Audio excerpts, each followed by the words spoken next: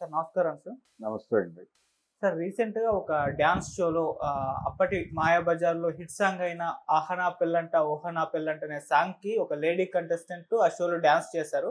ఇప్పుడు ఆ డాన్స్‌ని చూసి అటు నెటిజన్స్ అయితే ఆశ్చర్యపోతున్నారు. సో, అదొక ఐకానిక్ సాంగ్. ఈ స్టెప్పులు చూస్తే ఇవన్నీ కూడా బూత్ స్టెప్పుల్లా ఉన్నాయి. ఐకానిక్ సాంగ్‌ని చెడగొట్టేశారు వీళ్ళు. ఇప్పుడు ఇటువంటి స్టెప్స్ ఆ సాంగ్‌కేయడం ఏంటి అని చెప్పేసి విపరీతంగా దాన్ని ట్రోల్ చేయడం, విమర్శించడం మనం చూస్తూ ఉన్నాం సార్. మరి ఆ సాంగ్, ఆ స్టెప్స్ మీరు చూసారు కదా! సో, మీకెలా అనిపించింది? మీరేం చెప్తారు సార్ దాని పట్ల? అంటే మారిన అభిరుచిగా చూడాలి. హ్మ్. మారిన అభిరుచి అంటే ఒకసారి ఎప్పుడో కీరవాణి గారు అన్నాడు. హ్మ్.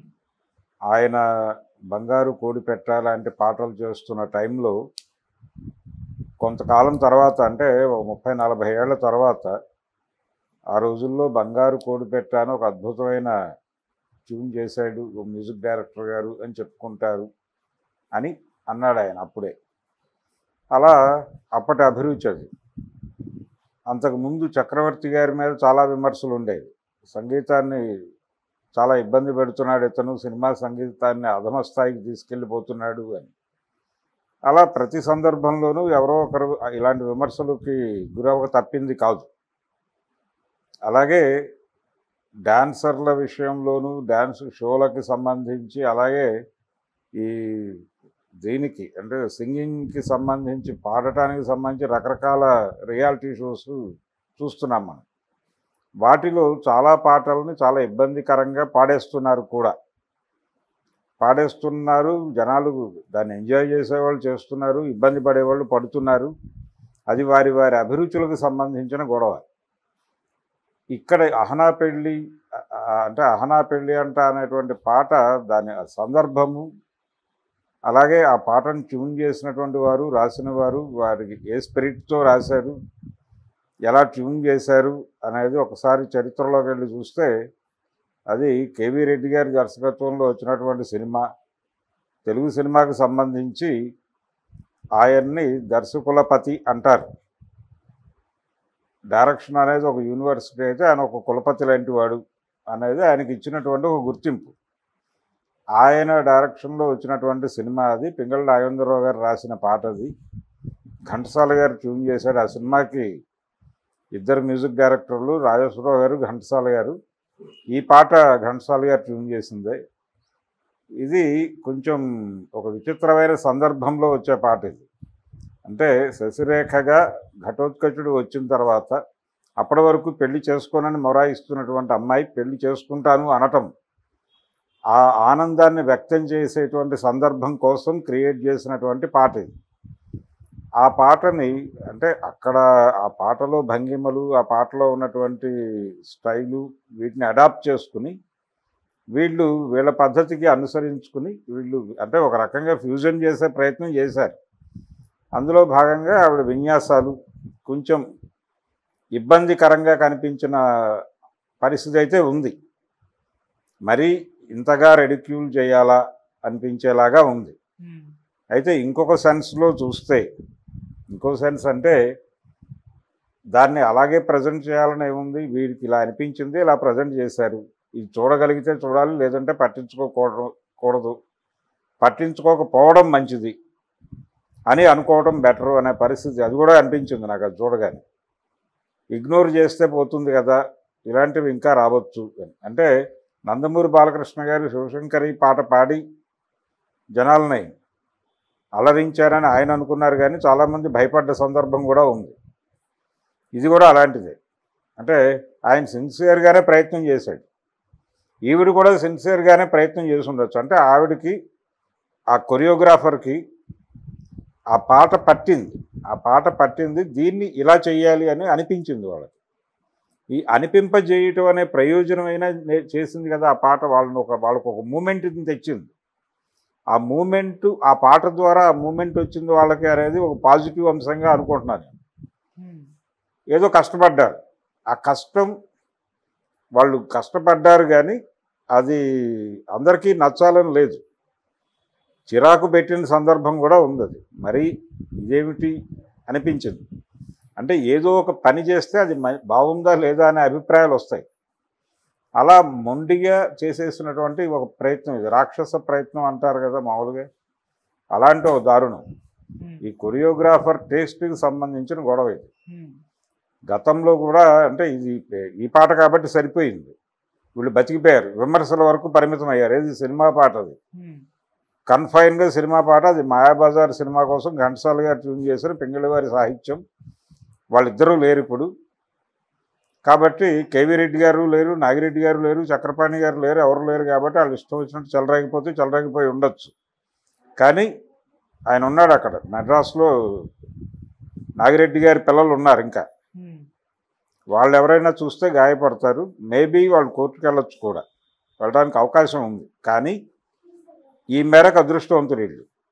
ఇదే పద్ధతిగా డ్యాన్సు ఏదైనా ఒక అన్నమాచార్య కీర్తనకో లేకపోతే చాగయ్య కీర్తనకో, అది కూడా రాముల వారి గురించినటువంటి కీర్తనకో ఇలాంటి అభినయం చేసుంటే ఈ పాటికి వీళ్ళని, ఆ నర్తించినటువంటి నర్తకిని, అలాగే దాన్ని కొరియోగ్రాఫ్ చేసినటువంటి కొరియోగ్రాఫర్ని, ఆ ప్రోగ్రామ్ ఆర్గనైజ్ చేసిన వాడిని, యాంకర్ చేసిన వాడిని ఎక్కడ నిలబెట్టి ఏం చేసి ఉండేవారు అనేది చెప్పడానికి అలవి కాని పరిస్థితి. మొన్నే చూసాం మనం ఒక షోలో ఒక చిన్న స్కిట్ వేశారు వాళ్ళు. ఏది ఆ నంది కొమ్ముల మధ్య చేయి పెట్టి అలా చూస్తే రంభగారు కనిపించడం అనే ఒక చిన్న సన్నివేశం చేసినందుకు ఎంత రగడైందో చూసాం మనం. అదే ఏ త్యాగరాజ స్వామి వారి కీర్తనకో, ఆయన రాముల వారి మీద ఏ జగదానంద కారకానో తీసుకుని ఈ పద్ధతిలో అభినయం చేసుంటే వీళ్ళ పరిస్థితి ఏమైపోయేది ప్రపంచంలో? సినిమా పాట కాబట్టి బతికిపోయారు. సినిమా పాటల్ని రెడిక్యూల్ చేస్తే ఎవరు అడిగేవాళ్ళు లేరనే ధైర్యం కదా వీళ్ళకి. కానీ ఆ పాటకు ఆ సినిమాకే ఒక గౌరవం ఉంది. తెలుగు సినిమాకి సంబంధించి ఇప్పటికీ స్క్రీన్ ప్లేకి సంబంధించిన టెక్స్ట్ బుక్ ఆ సినిమా మాయాబజార్ అనేది. అంటే పాండవులని తెర మీద చూపించకుండా పాండవుల కథని తెర మీద చెప్పగలగటం అనేటువంటి ఒక అద్భుతమైన స్క్రీన్ ప్లే జిమ్మిక్ ఉంది ఆ సినిమాలో. కేవీ రెడ్డి గారు సాధించినటువంటి ఒక అద్భుతమైన విజయం అది. అలాంటి సినిమాని, అంటే తెలుగువారు ఎప్పటికీ చెప్పుకునేటువంటి సినిమా అది, ఒక ప్రైడ్ అన్ని విధాలుగా, టెక్నికల్గా కావచ్చు. ఇప్పటికీ ఆ సినిమాలో షార్ట్స్ ఎలా తీశారనేది పెద్ద చర్చనీయాంశమే. లాహిరిలో పాట అక్కినేని నాగేశ్వరరావు గారు అది మిట్ట మధ్యాహ్నం తీశారని చెప్తే ప్రతి ఒక్కళ్ళు ఆశ్చర్యపోవటమే. అంటే మార్కస్ బార్ట్లే గారు ఏ లెవెల్ కెమెరా వర్క్ చేశారు ఆ సినిమాకి అనేది ఇప్పటికీ ఆ ట్రేడ్లో చర్చనీయాంశమే అది. అలాగే ఆ సినిమా సాహిత్య రచన, ఆ సినిమాలో నిజానికి చాలామందికి తెలియని విషయం ఏంటంటే మాయాబజార్ సినిమాకి స్వతంత్రోద్యమానికి కూడా సంబంధం ఉంది. స్వతంత్రోద్యమం తాలూకా ఇన్ఫ్లుయెన్స్ ఉంది ఆ సినిమా మీద.